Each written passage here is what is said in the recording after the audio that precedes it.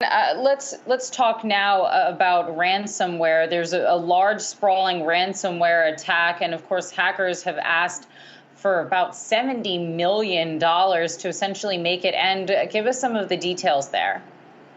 Yeah, this is an attack that's kind of started with a company called Kaseya. They have something called VSA, which is basically an IT management property, and this is kind of the kind of attack similar in idea to what we saw with SolarWinds, in that this is part of an attack that goes along the supply chain for companies. And when you start at one end of the supply chain, you can very quickly spread out through multiple organizations. Now, one of the things that's worth pointing out is Kaseya says that only 50 of the more than 35,000 Kaseya customers were breached through this attack. And of those 50 customers then manage other smaller firms. But they said that those haven't been nearly as impacted as they thought.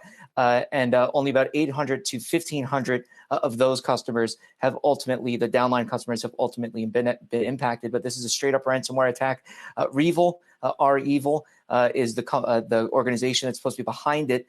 They're based in Russia, and they kind of offer ransomware as a service where they create the programs and then offer it to other criminals who then use it to take advantage of it. But it seems as though, from what I've been reading, the $70 million is really a way to get out of this right away, because they didn't realize, whichever organization ultimately pulled the trigger on this, didn't realize how large it would be. And so they're trying to push the ransom up, make sure that they can get it all from everyone, and then just kind of wash their hands of the whole thing.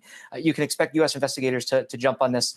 There's kind of a tie-in with cryptocurrency here, that they are asking for Bitcoin. And yes, there are certain ways where there could be some tracking for Bitcoin, but really, the fluctuations in the crypto market, the rise of crypto has really emboldened a lot of these actors. And then the obvious reports that we've seen of companies that were impacted paying ransom has further emboldened them. So it's really a two-pronged factor here. The fact that prior victims have paid up, and the fact that cryptocurrency allows for mostly anonymous payments to criminals is really why we're seeing this huge jump in ransomware attacks like this. Turning out to be one of the Biden administration's largest challenges is trying to get its arms around these ransomware attacks. Dan Howley, thanks so much for that.